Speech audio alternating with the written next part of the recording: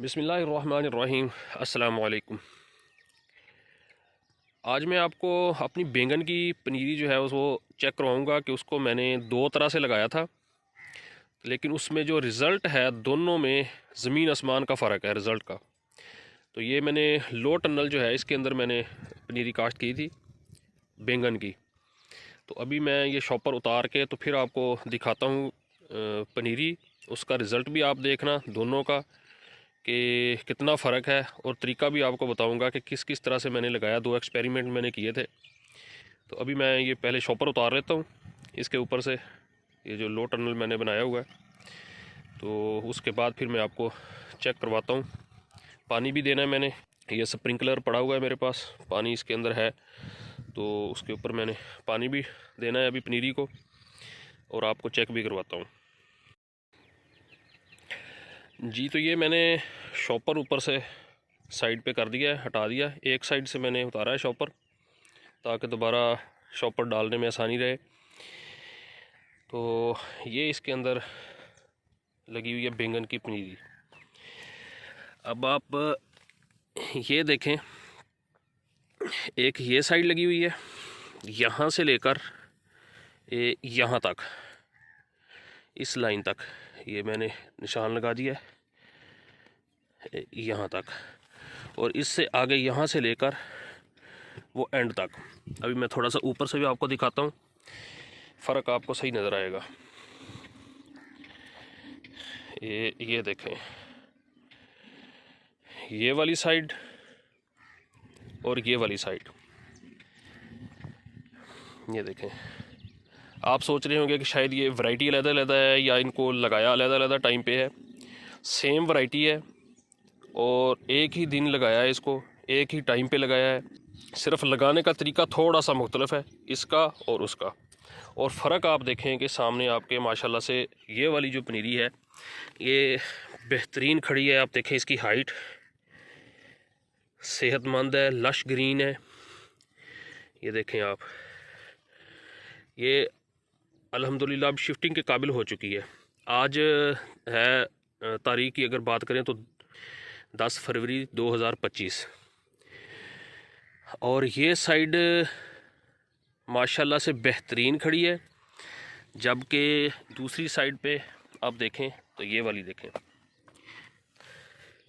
इधर जर्मिनेशन भी कम हुई है, और पौधों की आप देखें ग्रोथ देखें वो भी कम है।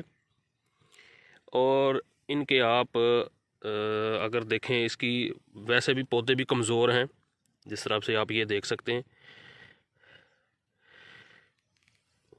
कहीं कहीं पौधे कुछ ठीक भी हैं, सेहतमंद भी हैं, लेकिन हाइट उसके मुकाबले में बहुत कम है। अब फ़र्क क्या है, लगाया मैंने इस तरह से है, ये देखें इस तरह से मैंने बनाई है रोज़ के अंदर मैंने सीड लगाए।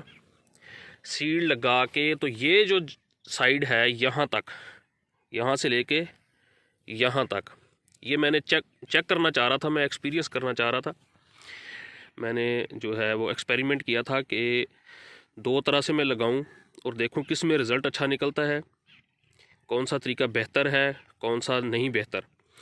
तो इसलिए मैंने ये सीड एक ही दफ़ा लगाए। इसी तरह सारी बेड के ऊपर मैं रोज़ बना के इनके अंदर मैंने सीड जो है वो एक एक सीड मैंने बखेर दिया तमाम रोज़ के अंदर।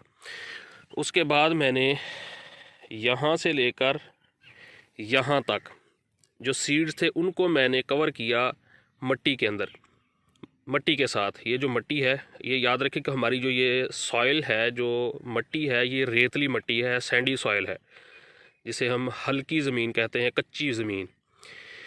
तो इसलिए भाल वगैरह की ज़रूरत नहीं थी, को ख़ास रेत की ज़रूरत नहीं थी। तो मैंने वही जो है मट्टी, क्योंकि वो बिल्कुल, ये देखें आप, रेत की तरह है मट्टी हमारी, बिल्कुल नरम, जैसे भाल मट्टी होती है बिल्कुल इसी तरह से। तो मैंने उसी मट्टी के साथ इसको कवर किया इन सीड्स को। और जो यहाँ से उस साइड के ऊपर हैं वो मैं आपको दिखा भी देता हूँ। ये देखें आप, ये इसको मैंने जो गोबर की खाद थी, पुराना गोबर था, गला सड़ा हुआ, तकरीबन 1 साल पुराना। उसको मैंने अच्छी तरह से खुश्क किया। खुश्क करने के बाद मैंने उसको छन्नी के साथ उसको छाना है। जो बारीक निकल गया उसको अलहदा किया, जो मोटा था उसको अलहदा किया, जो बारीक बारीक निकला उसके अंदर से वो मैंने इसके ऊपर सीड्स के ऊपर फैला दिया उसको। उसके साथ इस सीड्स जो हैं जितने भी हैं वो सारे मैंने कवर किए हैं। उसके बाद फिर मैंने इनको पानी लगा दिया।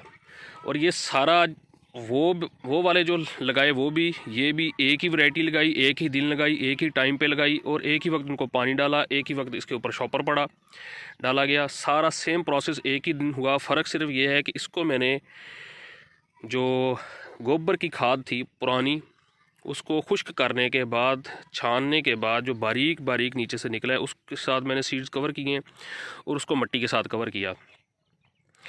तो जब इसकी जर्मिनेशन शुरू हुई है तो सबसे पहले इस साइड पे जर्मिनेशन शुरू हुई है, उसके बाद वहाँ पे जर्मिनेशन शुरू हुई।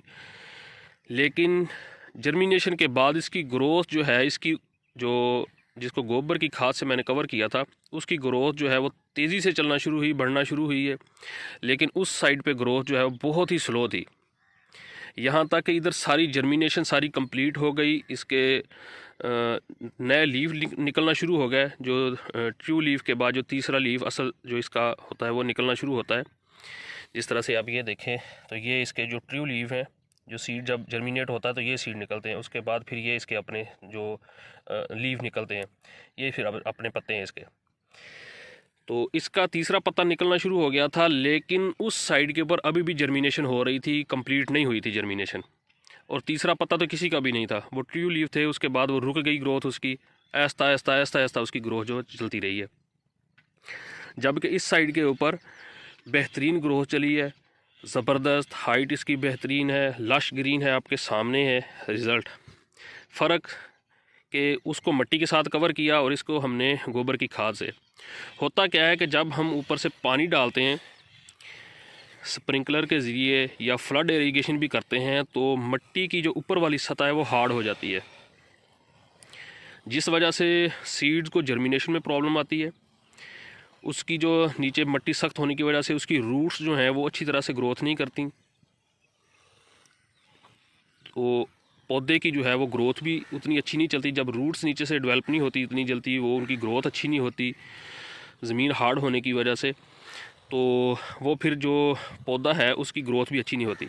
जब ऊपर हम उसको कवर कर देते हैं, ये ऐसे ही होता है जैसे हम ज़मीन को मिट्टी को पौधे लगाते हैं तो ऊपर से हम उसको मल्च कर देते हैं, मल्चिंग कर देते हैं, तो पानी देते हैं तो उसकी जो सतह होती है ज़मीन की ऊपर वाली वो भी हार्ड नहीं होती, सख्त नहीं होती। नीचे पानी आहिस्ता आहिस्ता आहिस्ता आहिस्ता जाता है नीचे, तो ज़मीन नीचे से भी नरम रहती है, वो हार्ड नहीं होती, सख्त नहीं होती, जिस वजह से इसकी रूट्स जो हैं वो भी बहुत जल्दी ग्रोथ करती हैं उनको, क्योंकि ज़मीन नरम होती है, बढ़ने में आसानी होती है। मॉइस्चर ज़्यादातर देर तक जो है वो मेंटेन रहता है, तो दूसरी साइड के ऊपर मॉइस्चर जो है वो जल्दी खुश्क हो जाता है। जो मिट्टी ऊपर से सख्त हो जाती है, जो मल्चिंग की हुई होती है, वहाँ पे मॉइस्चर ज़्यादा देर तक मेंटेन रहता है, जिस वजह से फिर ग्रोथ जो है, जो जहाँ पे मल्चिंग होती है या जिसको हम इस तरह से कवर कर देते हैं सीड्स को, उनकी ग्रोथ भी अच्छी होती है।